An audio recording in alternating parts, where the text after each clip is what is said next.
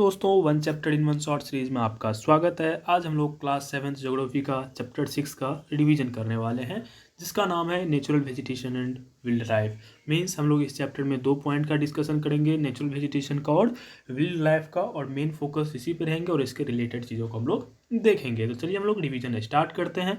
First of all समझेंगे natural vegetation होता क्या है। तो नेचुरल वेजिटेशन होता है वह क्षेत्र जहाँ पे प्लांट ग्रो करे, वह क्षेत्र जहाँ पे प्लांट ग्रो हो उसे हम लोग क्या बोलेंगे, नेचुरल वेजिटेशन बोलेंगे। मतलब कि यहाँ पे अगर कोई क्षेत्र है यहाँ पे प्लांट ग्रो हो रहे हैं तो इसको हम लोग क्या बोलेंगे, नेचुरल वेजिटेशन कहेंगे।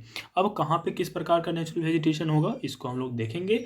मीन्स नेचुरल वेजिटेशन और लोकेशन ऑफ अ प्लेस में क्या रिलेशनशिप होता है उसको हम लोग देखेंगे।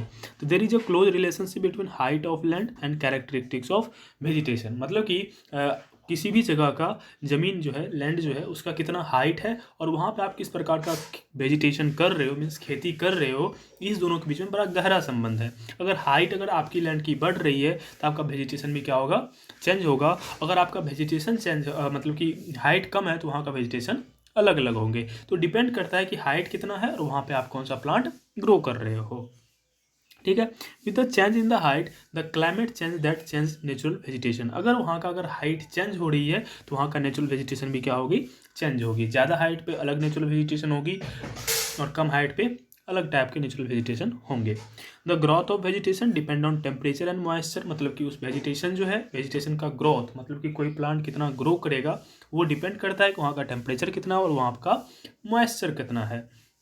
It also depend on factors like slope and thickness of soil. मतलब कि ग्रोथ जो है मेनली टेम्परेचर और मॉइस्चर पे डिपेंड तो करता ही है, साथ ही साथ वहाँ का स्लोप कितना है, वहाँ का उस सॉइल की थिकनेस कितना है, इसके ऊपर भी डिपेंडेंट होते हैं कौन से, नेचुरल वेजिटेशन। ठीक है, हम आगे बढ़ते हैं। आगे जो है देखेंगे नेचुरल वेजिटेशन अब कितने प्रकार के होते हैं। तो नेचुरल वेजिटेशन जो होते हैं 3 प्रकार के होते हैं। कौन कौन? Forest, grassland and shrub. अब फॉरेस्ट, ग्रासलैंड, सर्व क्या होता है उसको हम लोग यहाँ पे देखेंगे। फॉरेस्ट क्या होता है? These are areas where temperature and rainfall are plentiful to support a tree cover. मतलब कि फॉरेस्ट क्या होता है? वह एरिया जहाँ पे टेम्परेचर और रेनफॉल अच्छे अमाउंट में हो, जिससे कि वहाँ पे बहुत ज़्यादा अमाउंट में प्लांट या फिर ट्री ग्रो हो सके, तो उस एरिया को हम लोग क्या बोलेंगे, फॉरेस्ट बोलेंगे। उसके बाद आता है ग्रासलैंड। ग्रासलैंड क्या होता है? Which grow in the region of moderate rain. जो प्लांट या फिर जो चीज़ मॉडरेट रेन की वजह से क्या होता है, जहाँ पे वहाँ पे ग्रो हो, तो उस एरिया को हम लोग क्या बोलते हैं, ग्रासलैंड। वहाँ पे घास टाइप से कुछ एरियाज दिखने को मिलते हैं।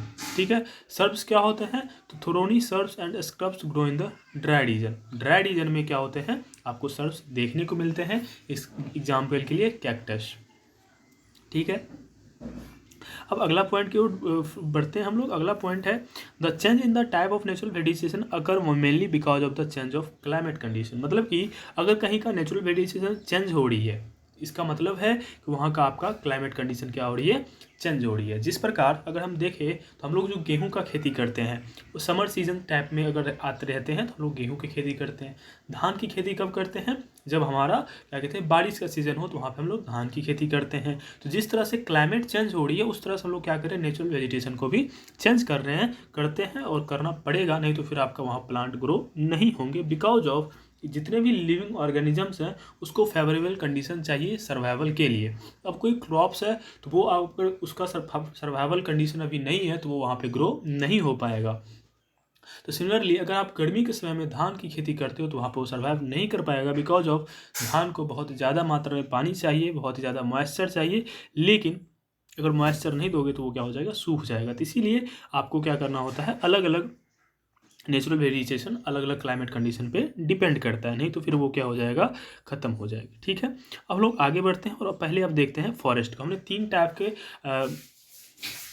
टाइप्स ऑफ नेचुरल वेजिटेशन देखे थे। पहला देखे थे फॉरेस्ट। अब फॉरेस्ट को देखेंगे, देन तीनों को हम लोग बारी बारी से डिस्कस करेंगे। तो पहले फॉरेस्ट को देखते हैं। Forest are of 6 type. Forest क्या होते हैं, 6 प्रकार के होते हैं। कौन कौन? Tropical evergreen, tropical deciduous, temperate evergreen, temperate deciduous, moderate Mediterranean vegetation and coniferous forest. ये क्या होते हैं, ये 6 प्रकार के आपको फॉरेस्ट देखने को मिलते हैं। अब इस 6 प्रकार के फॉरेस्ट को हम लोग बारी बारी देखेंगे। अब जो है ट्रॉपिकल एवरग्रीन क्या होता है? ट्रॉपिकल एवरग्रीन में आ जाता है आपका these forest are those which occur in the region near the equator and close to the tropics. आपको ट्रॉपिकल एवरग्रीन फॉरेस्ट कहाँ देखने को मिलेंगे? वह क्षेत्र में दिखने को मिलेंगे जहाँ पे इक्वेटर हो और वहाँ पे ट्रॉपिक्स या फिर ट्रॉपिक्स से क्लोज हो। ट्रॉपिक्स बोले तो दो ट्रॉपिक्स होते हैं, ट्रॉपिक ऑफ कैंसर और ट्रॉपिक ऑफ कैप्रिकॉर्न। मीन्स आप देखो तो टॉरिड जोन, आप लोग 6 में पढ़े होंगे ज्योग्राफी, टॉरिड जोन मतलब बीच में इक्वेटर होता था, ये ट्रॉपिक ऑफ कैंसर, ये ट्रॉपिक ऑफ कैप्रिकॉर्न, इसके बीच का जो रीजन होता था टॉरिड जोन। मेनली आप कह सकते हो कि ट्रॉपिकल एवरग्रीन फॉरेस्ट आपको कहाँ देखने को मिलेंगे? टॉरिड जोन में देखने को मिलेंगे। अगला पॉइंट है these regions are hot and receive heavy rainfall throughout the year. और हम लोग देखे हुए थे ये टॉरिड जोन है, बहुत ज़्यादा अमाउंट पे सनलाइट आती है बिकॉज ऑफ सन का डायरेक्ट रे इसी रीजन पे पड़ती है, बाद में स्प्लिट होकर पहुंचती है, इसीलिए वहाँ पे उतना ज़्यादा गर्मी नहीं पड़ती है। लेकिन टॉरिड जोन के आसपास बहुत ज़्यादा गर्मी पड़ती है बिकॉज ऑफ सन रे क्या होता है यहीं इसी एरिया पे डायरेक्ट हिट करती है।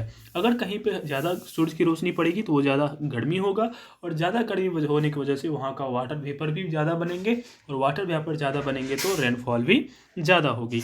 मीन्स यह रीजन जो है वो क्या होता है, आपको हॉट होता है, ज़्यादा रेनफॉल रिसीव करते हैं। आपके मन में एक और क्वेश्चन आ रहा होगा कि जो जैसे डेजर्ट होती है, डेजर्ट में तो बहुत ज़्यादा गर्मी होती है, तब वहाँ पे क्यों नहीं ज़्यादा रेनफॉल होती है? तो इसका रीज़न यह है कि देखो मित्र, क्या कहते हैं, अगर आप बहुत ज़्यादा गर्मी है तो वेपोराइजेशन के लिए वाटर भी का भी अवेलेबिलिटी होना ज़रूरी है।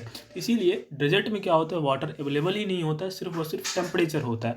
लेकिन कुछ कुछ एरिया जो होते हैं जो टॉरिड जोन के आसपास होते हैं, जहाँ पे रिवर्स फ्लो होते हैं और डेजर्ट नहीं है, तो वहाँ पे क्या होते हैं, आपका प्लांट जो होते हैं अच्छे खासे अमाउंट में होते हैं, वहाँ पे वाटर प्रेजेंट होते हैं, तो ज़्यादा गर्मी पड़ने की वजह से वहाँ पे वाटर वेपर ज़्यादा बनते हैं। डेजर्ट में ऐसा कंडीशन नहीं होता है। दोनों चीज़ होना चाहिए, वाटर एंड हीट दोनों होना चाहिए, तब वाटर वेपर भी बनते हैं और रेन भी होते हैं। As there is no particular dry season the trees do not shed their leaves although this is why they are called evergreen. वहाँ पे कोई ड्राई सीजन नहीं होता है, हमेशा बारिश होती ही रहता है थ्रू आउट द ईयर, मतलब लगभग पूरे साल वहाँ पे बारिश होती रहती है। इसीलिए वहाँ पे क्या होता है, वो अपना जो पत्ते होते हैं वो नहीं छोड़ते हैं, मतलब वो अपने पत्ते उसके क्या कहते हैं, जिस तरह से हम लोग देखते हैं कि बसंत ऋतु में पेड़ पौधे के जो पतझड़ जिसे बोलते हैं, पत्ता गिर जाती है पेड़ से बसंत ऋतु में खास करके। लेकिन ये जो ग्रीन फॉरेस्ट है यहाँ पे पतझड़ नहीं होती है। क्यों नहीं होती है? बिकॉज वहाँ पे पूरे साल बारिश होते ही रहती है, और इसीलिए वो ट्रॉपिकल ग्रीन फॉरेस्ट के नाम से भी इसीलिए जाना जाता है, बिकॉज ऑफ पूरा साल वो ग्रीन ही दिखता है। अब वहाँ पे कौन कौन ट्रीज देखने को मिलेंगे? तो रोजवुड, इबोनी, मोहगनी, ये सब क्या होंगे, ये सब प्लांट आपको वहाँ पे देखने को मिलेंगे। ये सब हार्डवुड ट्री है। हार्डवुड ट्री होता है मतलब जिसका स्टेम जो है बहुत ही हार्ड हो। जैसे हर्ब्स ट्री पढ़े हुए थे हम लोग, 3 प्रकार के प्लांट पढ़े थे, हर्ब्स ट्री, और 2 एक्स्ट्रा प्रकार होता है, कौन कौन? Creepers and क्लैम्बर्स। तो यहाँ पे जो है मेनली हार्डवुड मिलेंगे, ट्री टाइप्स के आपको यहाँ पे प्लांट देखने को मिलेंगे। The thick canopies of the closely spaced tree do not allow the sunlight to penetrate inside the forest even the daytime। Tropical evergreen forest में क्या होता है कि ट्रॉपिकल एवरग्रीन फॉरेस्ट का पत्ते पूरे घने होते हैं। एक्चुअली देखें तो क्योंकि यहाँ पे पूरा बारिश अच्छे अमाउंट में होती है, तो पेड़ पौधे बहुत ज़्यादा अमाउंट में होते हैं, और पेड़ पौधे ज़्यादा अमाउंट होने की वजह से वहाँ का पत्ते भी बहुत ज़्यादा होते हैं। मीन्स अगर डायरेक्टली बोले तो एवरग्रीन फॉरेस्ट बहुत ही डेंस होती है, इतनी डेंस होती है कि सूरज का जो रोशनी है वो ज़मीन तक भी नहीं पहुँच पाती है। तो ये सब प्रॉपर्टीज थी किसके? ट्रॉपिकल एवरग्रीन फॉरेस्ट की। अब हम दूसरा टाइप देखते हैं एवरग्रीन फॉरेस्ट का, ट्रॉपिकल डिसीडियस फॉरेस्ट। ये सभी फॉरेस्ट के 6 टाइप जो पढ़े हुए थे, इस 6 टाइप का डिस्कशन हो रही है। तो पहला हमने देखा ट्रॉपिकल एवरग्रीन, अब देखेंगे ट्रॉपिकल डिसीडियस। अब इसके प्रॉपर्टीज को देखते हैं, यहाँ पे क्या क्या होते हैं इसको हम लोग देखेंगे। तो tropical deciduous are the monsoon forest found in the large part of India. Tropical deciduous forest क्या होता है? ये जो है मॉनसून फॉरेस्ट है, जो कि आपको ज़्यादातर पार्ट इसका इंडिया में देखने को मिलेंगे। ठीक है, अब अगला रीजन है इसका कहाँ के? इंडिया के साथ साथ ये आपको नॉर्दर्न ऑस्ट्रेलिया और सेंट्रल अमेरिका में भी देखने को मिलेंगे। कौन? Tropical deciduous forest. अगला प्रॉपर्टीज है इसका, these region experience seasonal changes, tree shed their leaves in dry season और कंजर्व वाटर। मतलब कि इस एरिया जो है, ये मतलब कि ये जो फॉरेस्ट होते हैं ये क्या कहते हैं, अपना पतझड़ पत्ता जो झाड़ता है, मीन्स इसका जो पतझड़ होता है टाइम टू टाइम होते रहता है। क्यों होता है? बिकॉज ऑफ कंजर्व वाटर, क्योंकि कुछ कुछ ऐसे भी सीजन आते हैं जिसमें कि बारिश नहीं होती है। अगर बारिश नहीं हुई तो पानी की मात्रा कम होगी, और पानी की मात्रा कम होगी तो प्लांट्स सूख जाएंगे, जिसकी वजह से प्लांट क्या करता है, खुद को थोड़ा सा सेक्रीफाई करता है और सभी पत्ते क्या कर देते हैं, गिरा देते हैं। पत्ते गिर जाएंगे तो फूड ज़्यादा बनेंगे नहीं, फूड ज़्यादा नहीं बनेंगे तो वाटर की ज़्यादा रिक्वायरमेंट नहीं होगी, तो इसीलिए वहाँ पे पानी की कंजर्वेशन हो जाती है। फिर जैसे जैसे बारिश की सीज़न आती है, पानी आती है, फिर ये लोग पत्ते अपने से रिगेन कर लेते हैं। तो इस तरह से वाटर को कंजर्व करने के लिए इसका पत्ते जो हैं समय समय पर गिरते रहते हैं हर एक साल, जिसे हम लोग बसंत ऋतु का भी समय देते हैं। मतलब बसंत ऋतु के आसपास ये लोग का क्या होता है कि पत्ते झड़ जाते हैं, फिर पत्ते नए नए आते हैं। अगला पॉइंट है इसका, the hardwood tree found in this forest are sal, teak, neem and shisham. इस फॉरेस्ट में जो आपको क्या कहते हैं ट्री देखने को मिलेंगे, कौन कौन ट्री देखने को मिलेंगे, साल ट्री, टीक ट्री, नीम ट्री और शीशम ट्री। इस टाइप के ट्री जो है वो आपको देखने को मिलेंगे, और ये सभी हार्डवुड ट्री के टाइप हैं। हार्डवुड ट्री का टाइप मैंने हार्डवुड क्या होता है उन्हें बता ही दिया कि वह प्लांट जिसका स्टेम हार्ड हो, जैसे ट्री वगैरह सब का आप देखोगे, जैसे कि मैंगो हो गया, इस सब का ट्री क्या होता है, हार्डवुड होता है। वहीं अगर पपाया ले लेते हैं, बनाना ले लेते हैं, ये सब हार्डवुड ट्री में कंसिडर नहीं की जाती है। ठीक है, हार्डवुड ट्री क्या होता है, hardwood tree are extremely useful for making furniture, transport and constructional materials. मतलब कि हार्डवुड ट्री क्या होता है, हार्डवुड ट्री मतलब कि फर्नीचर बनाने में, टेबल कुर्सी जिसे हम बोलते हैं, टेबल कुर्सी पलंग बनाने में, ट्रांसपोर्टेशन के लिए में भी यूज होता है, और कंस्ट्रक्शन में भी इसका यूज होता है। ठीक है, tiger, lion, elephant, langur and monkeys are the common animals of this region. इस क्षेत्र का जो है कॉमन एनिमल क्या होते हैं, टाइगर, लायन, एलिफेंट, लंगूर, मंकी, ये सब एनिमल्स आपको इस क्षेत्र में देखने को मिलेंगे। तो इस हमने दूसरा टाइप की फॉरेस्ट को भी हम लोगों ने देख लिया। अब आता है टेम्परेट एवरग्रीन फॉरेस्ट, जो कि तीसरा प्रकार है फॉरेस्ट का। ये क्या होता है, तो इसकी हम प्रॉपर्टी को देखने वाले हैं। They are located in mid latitudinal coastal region. ये कहाँ पे पाएंगे आपको, मिड लैटिट्यूडनल कोस्टल रीजन में आपको ये फॉरेस्ट देखने को मिलेंगे। आगे अगला प्रॉपर्टीज हैं, they are common found along the eastern they are commonly found along the eastern margin of the countries, that is in the southeast USA, south China और साउथ ईस्ट ब्राज़ील। ये इस type का जो forest है ये आपको कहाँ देखने को मिलेंगे, यूएसए की तरफ देखने को मिलेंगे, साउथ चाइना की तरफ देखने को मिलेंगे, और साउथ ईस्ट ब्राज़ील की तरफ आपको देखने को मिलेंगे। या फिर वन टाइप, मतलब कि अगर शॉर्ट में है वन टाइप ऑब्जेक्टिव में ऐसे भी आ सकते हैं। ये जो टेम्परेट एवरग्रीन फॉरेस्ट है eastern margin of the continents के आसपास आपको पाए देखने को मिलेंगे, है ना। तो इस टाइप से ऑब्जेक्टिव बन जाती है। They comprise both hard and woods of tree like oak, pine, eucalyptus etcetera. मतलब कि इस फॉरेस्ट में किस किस टाइप के आपको मतलब कि प्लांट देखने को मिलेंगे, हार्ड और सॉफ्ट दोनों देखने को मिलेंगे। ऊपर जो हम दो टाइप के फॉरेस्ट देखे थे उसमें हार्ड और सॉफ्ट नहीं होते, सिर्फ और सिर्फ हार्ड होते थे, लेकिन यहाँ पे हार्ड और सॉफ्ट दोनों में देखने को मिलेंगे। उसका नाम होगा ओक, पाइन, इक्लिप्टस एक्सेट्रा, ये सब प्लांट आपको यहाँ पे देखने को मिलेंगे। अब जो है फॉरेस्ट के चौथे टाइप को देखते हैं, टेम्परेट डिसीडियस फॉरेस्ट जिसे हम लोग कहते हैं। टेम्परेट डिसीडियस फॉरेस्ट के कुछ प्रॉपर्टीज होते हैं। सिमिलरली यहाँ पे कौन कौन से प्लांट, एनिमल ये कहाँ पाया जाता है इसको हम लोग देखेंगे।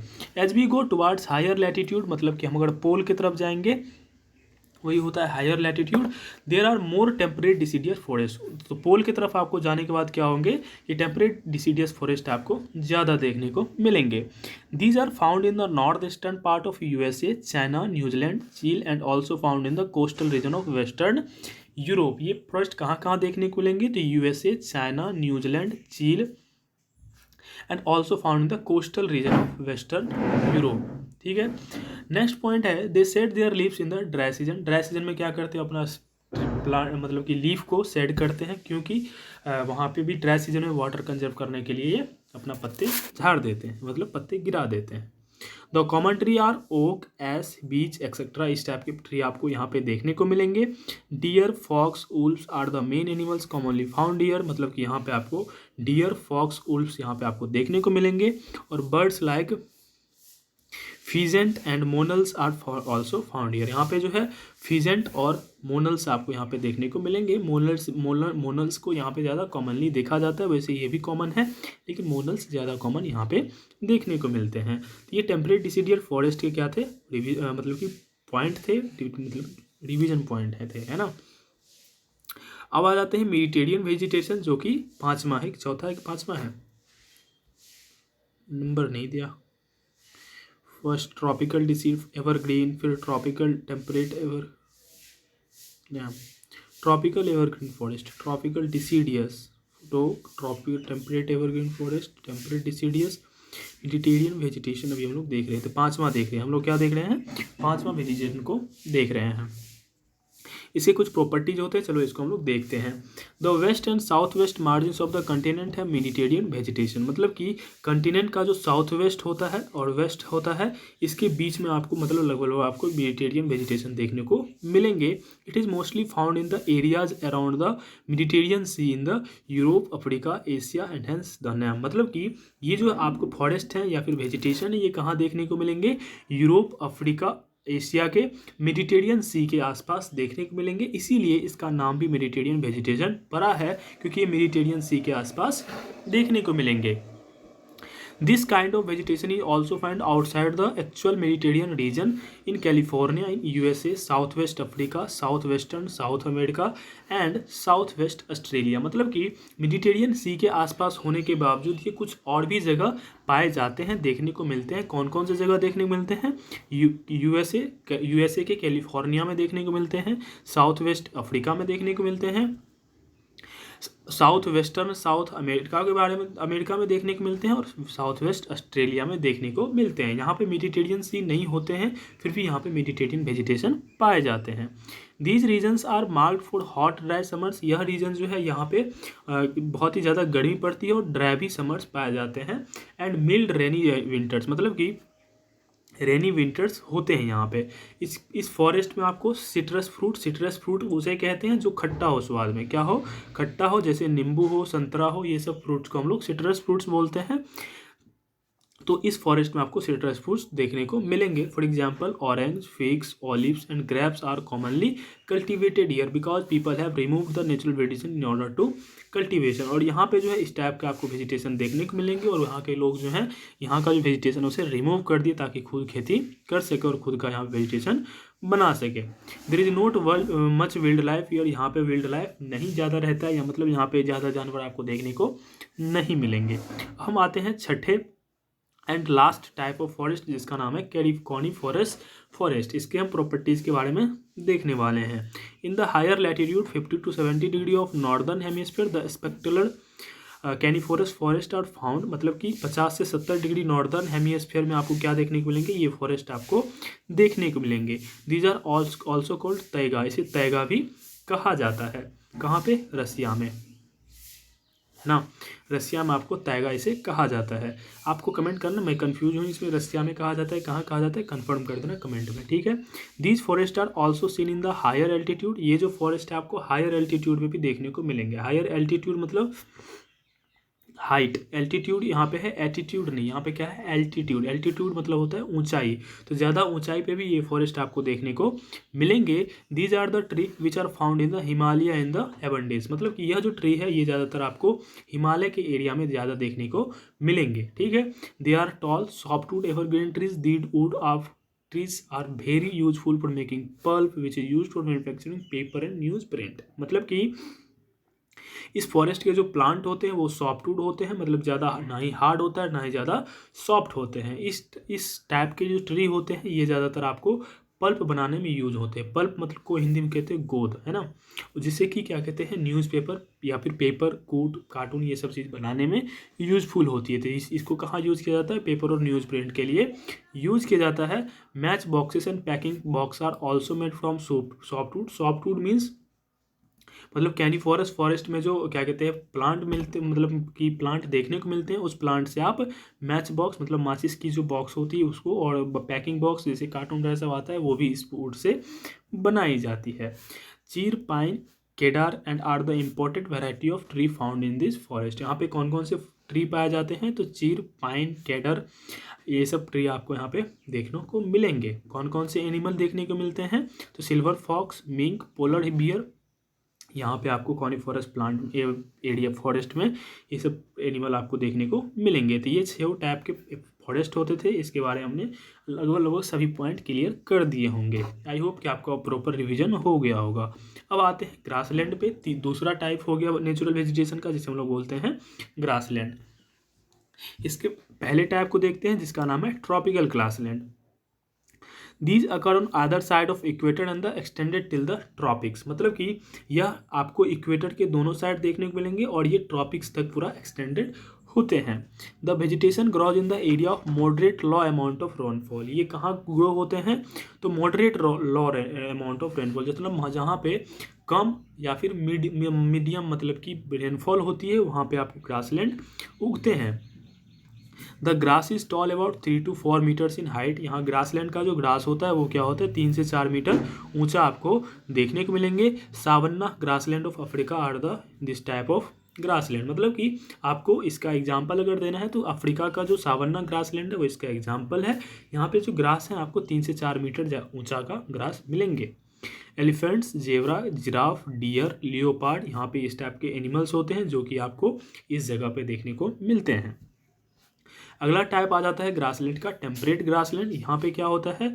ये जो है आपको मिड लैटिट्यूडनल जोन में आपको देखने को मिलेंगे। Interior part of the continent के बीच एरिया, मतलब कि मिड एरिया में आपको ये ग्रासलैंड आपको देखने को मिलेंगे। ये जो है मिड लैटिट्यूडनल मतलब किसी भी कंटिनेंट के बीच के एरिया में ये सब ग्रासलैंड आपको देखने को मिलेंगे। Usually grass here is short and nutritious. मतलब कि यहाँ का जो ग्रास होता है ये थोड़ा छोटा होता है, उसका ग्रास क्या होता था? बड़ा होता है। क्यों होता था? क्योंकि वहाँ पे जो है मिडरेट रेन भी आती थी, लेकिन यहाँ पे ये कम अमाउंट ऑफ रेनफॉल में भी ये ग्रो होते हैं, इसीलिए इसका हाइट छोटा होता है। यहाँ पे कौन कौन से एनिमल्स रहते हैं? तो विल्ड बफेलो, बाइसोन्स और एंटीलोप, इस टाइप के आपको एनिमल्स यहाँ पे देखने को मिलेंगे। अगला जो ग्रासलैंड का टाइप आ जाता है वो आ जाता है थोर्नी बसेस। थोर्नी बसेस का क्या क्या मतलब प्रॉपर्टीज होते हैं, तो यहाँ पे हम लोग देखेंगे। Thorny bushes are found in the dry desert like region. मतलब कि जहाँ पे ड्राई डेजर्ट होते हैं वहाँ पे आपको थोर्नी बसेस देखने को मिलेंगे। डेजर्ट दोस्तों 2 प्रकार के होते हैं, एक होता है ड्राई डेजर्ट, एक होता है कोल्ड डेजर्ट। जैसे इंडिया के हम ड्राई कोल्ड को बात करें तो ड्राई डेजर्ट में आ जाएगा थार, जो कि राजस्थान गुजरात के आसपास देखने को मिलेंगे, और दूसरा आ जाता है कोल्ड डेजर्ट, जो कि आपको लद्दाख में कंसिडर की जाती है। तो डेजर्ट 2 प्रकार के होते हैं, ड्राई डेजर्ट, कोल्ड डेजर्ट। तो थोर्नी बसेस जो है आपको ड्राई डेजर्ट में देखने को मिलेंगे। Tropical desert are located on the western margin of the continents. मतलब कोई अगर कंटिनेंट है, 7 कंटिनेंट्स में कोई कंटिनेंट्स है, उसका जो वेस्टर्न मार्जिन है वहाँ पे आपको मतलब कि बसेस देखने को मिलेंगे। और ट्रॉपिकल डेजर्ट जो है वहाँ इसी एरिया में जहाँ पे थोर्नी बसेस मिलते हैं वहाँ पे भी आपको ट्रॉपिकल डेजर्ट देखने को मिलेंगे। The vegetation cover is square here because of scanty rain and scorching heat. यहाँ पे जो है बहुत ही कम क्या कहते हैं, मतलब कि यहाँ का जो वेजिटेशन हो गया बहुत कम वेजिटेशन होते हैं, मतलब छोटे कम पौधे होते हैं, यू कैन से। क्यों बहुत कम पौधे होते हैं? बिकॉज ऑफ हम लोग जानते हैं कि डेजर्ट में बहुत कम बारिश होती है और बहुत ही ज़्यादा गर्मी होती थी, इसीलिए बस बहुत कम टाइप के और बहुत कम वेजिटेशन होती है यहाँ पे। कहाँ पे? थोर्नी बसेस में, है ना। ये कहाँ पे देखने को मिलेंगे? ट्रॉपिकल डेजर्ट में आपको देखने को मिलेंगे। अगला जो पॉइंट आ जाता है ग्रासलैंड का टाइप आ जाता है, इसे बोलते हैं तुंद्रा वेजिटेशन। तुंद्रा वेजिटेशन क्या होता है? तो tundra vegetation crop tundra natural vegetation is very limited here. मतलब कि ये जो तुंद्रा वेजिटेशन है ये बहुत ही लिमिटेड होते हैं, मतलब ज़्यादातर आपको देखने को नहीं मिलेंगे। It is found in the polar region. ये जो है आपको ज़्यादातर पोलर रीजन में देखने को मिलेंगे। जैसे अगर हमारा ये अर्थ है, अर्थ का जो ये ऊपर वाला पोल और नीचे वाला पोल होता है इसी एरिया में आपको देखने को मिलेंगे। जैसे कि कुछ यूरोप, एशिया और नॉर्थ अमेरिका के पोलर साइड में ही आपको क्या होंगे? ये तुंद्रा वेजिटेशन देखने को मिलेंगे। तो हम ये कह सकते हैं कि ये कोल्ड डेजर्ट में कोल्ड डेजर्ट में पाए जाने वाला ये वेजिटेशन होता है। थोर्नी बसेस ड्राई डेजर्ट में और तुंद्रा वेजिटेशन ये कोल्ड डेजर्ट में पाया जाता है। The animal have thick fur and thick skin to protect themselves from the cold. Obvious सी बात है, कोल्ड डेजर्ट में होगा तो कोल्ड वहाँ के जो एनिमल्स होंगे उसको बचने के लिए कुछ नेचुरल गिफ्ट होंगे। तो वहाँ के जो एनिमल्स होते हैं उसके पास क्या होता है, बहुत ही थिक फर होते हैं, जिसके वजह और साथ साथ बहुत मोटा स्किन भी होती है, ताकि वहाँ का जो एक्सट्रीम कोल्ड है उससे वो बच सके। आगे बढ़ते हैं। Seal, walruses, musk oxen, arctic owl, polar bear, snow foxes, ये सब एनिमल्स आपको वहाँ पे देखने को मिलेंगे। तो इसी के साथ आपका ये चैप्टर क्या हो जाता है, ख़त्म हो जाता है, और कोई पॉइंट इसमें डिस्कस करने को नहीं दिख रहा है मेरे को, और इसी के साथ आपका पॉइंट क्लियर हो जाता है। आई होप कि आपको पूरा क्लियर हो गई होगी। फिर मिलेंगे नेक्स्ट क्लास में। Thank you so much for watching this video. अगर कोई प्रॉब्लम हो इसमें से या फिर कोई पॉइंट छूट गया हो तो आप कमेंट जरूर करें, मैं उसको एक्सप्लेन करने की कोशिश ज़रूर करूँगा। आई होप कि आपका पूरा क्लियर हो गई होगी। बाय।